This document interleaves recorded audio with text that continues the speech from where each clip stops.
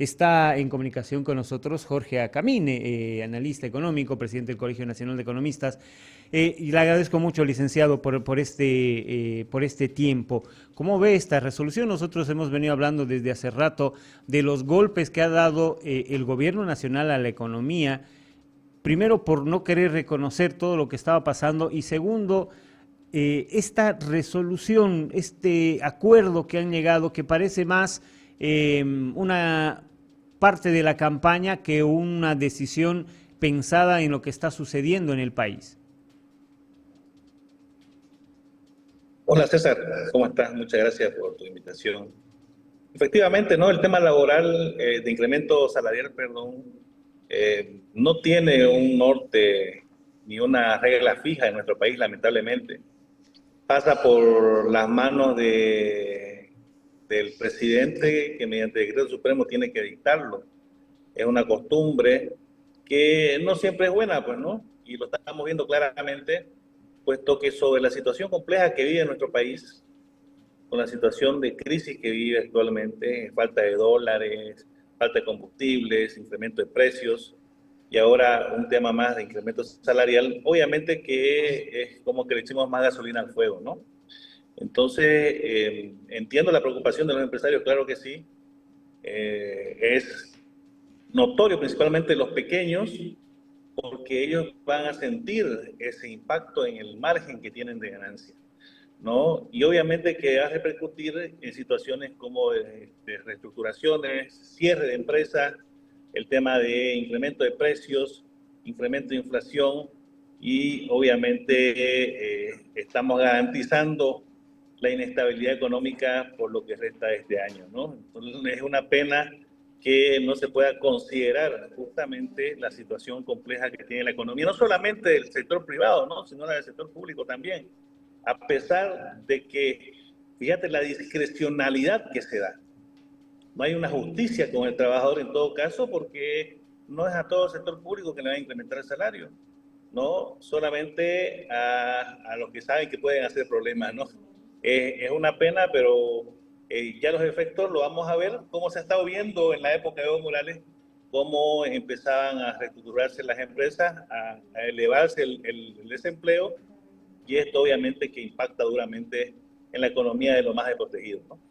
Ahora, licenciado, supuestamente se llevaban adelante mesas para resolver todos los pedidos de la COP, entre ellos este pedido del incremento salarial.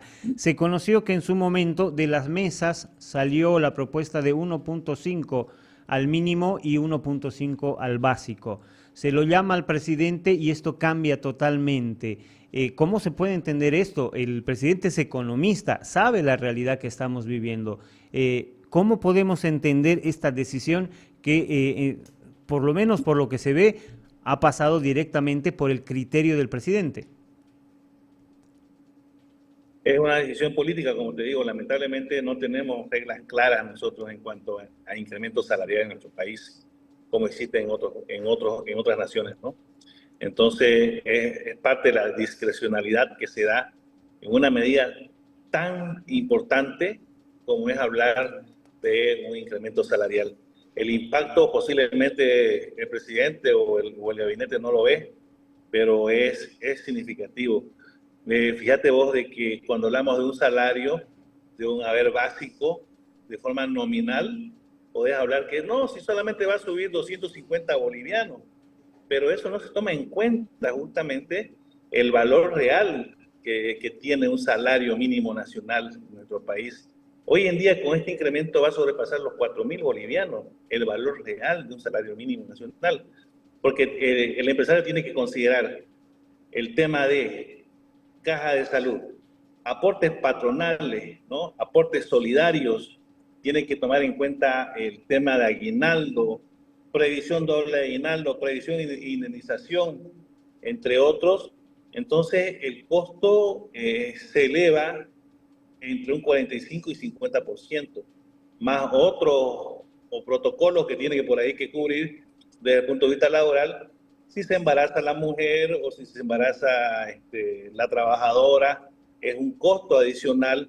Es en sí, como te digo, el análisis yo creo que no se lo hace como se debería y simplemente se da un gusto a un sector afín al gobierno, como es la COP, ¿no? Y no sé hasta qué punto puede ser representativa la Central Obrera Boliviana, porque creo que la gran mayoría de los empleados, para decirlo así, están en la parte informal. ¿Y quién hace algo por ellos? Entonces, es un tema de discusión que yo creo que se tiene que poner sobre la mesa para poder replantear la política salarial, ¿no? Y la legislación laboral en nuestro país en pro de poder garantizar los derechos de todos los trabajadores, ¿no?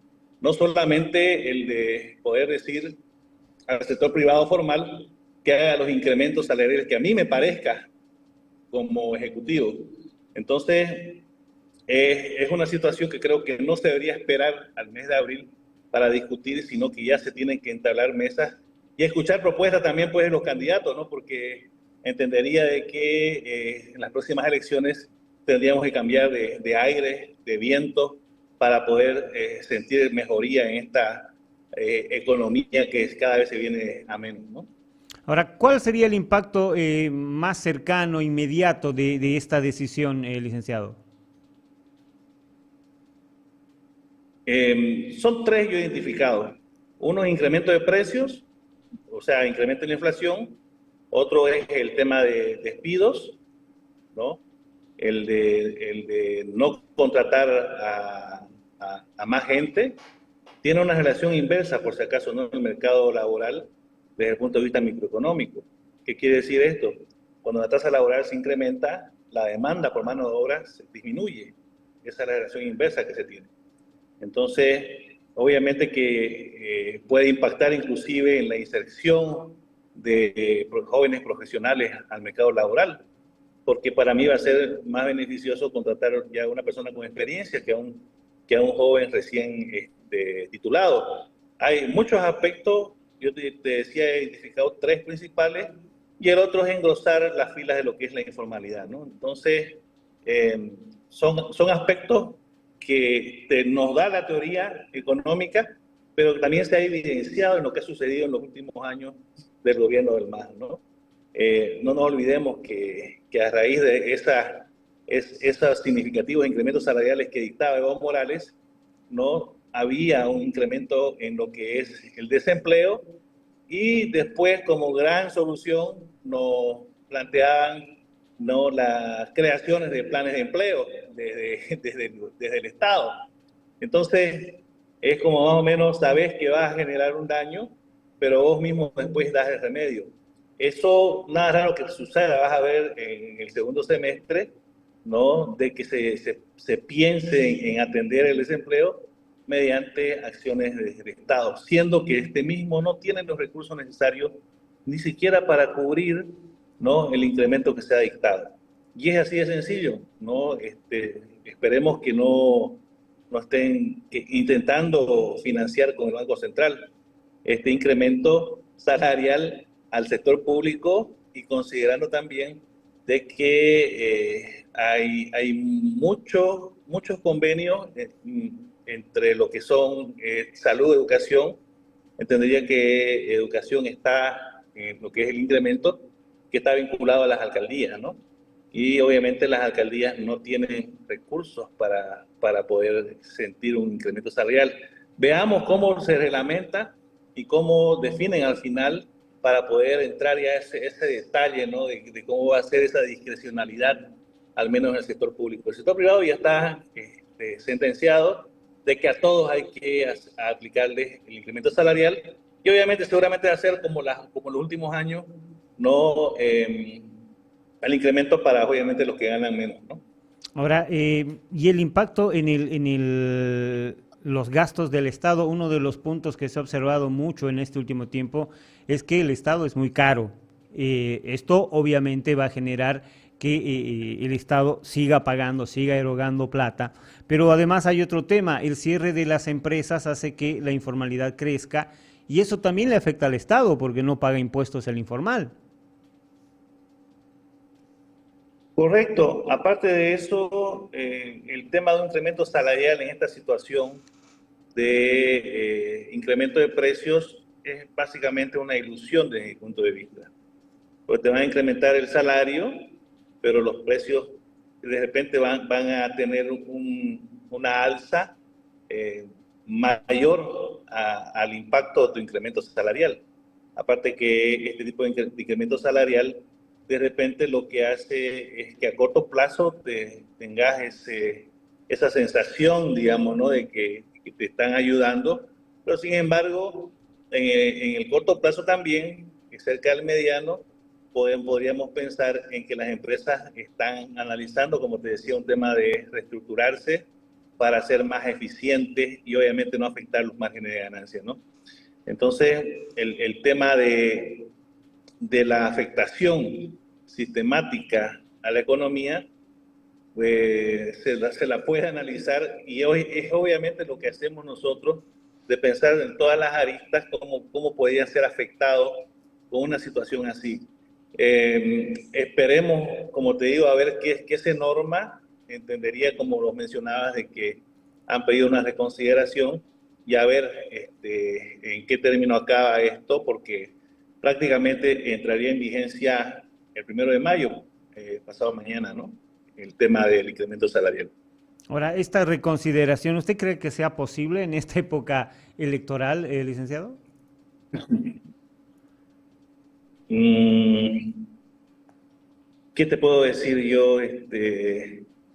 Lo último o sea, el no lo tenés seguro. Yo creo que sí hay que hacer las acciones y las gestiones para poder dejarlas en mesa y que obviamente no digan después no gestionaron nada ni insistieron en el tema de bajar aún lo que es el incremento salarial.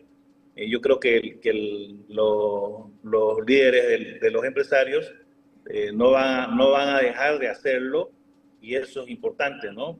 Ya, como te digo, el no de repente lo tenés seguro, pero quién sabe, por ahí hay una reconsideración y obviamente hay una rebaja, se puede hacer, el incremento salarial, pero lo ideal, nosotros lo venimos diciendo hace 3, 4 años, es que deberíamos manejar por lo menos un año de congelamiento de lo que son sueldos y salarios para que se puedan acomodar las empresas por el grave golpe que están viviendo, ¿no? Con el tema de la escasez de dólares y obviamente el incremento en lo que son insumos y productos para producir, ¿no?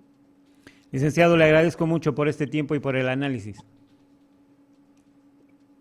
Gracias, César, un gusto como siempre, hasta una próxima oportunidad.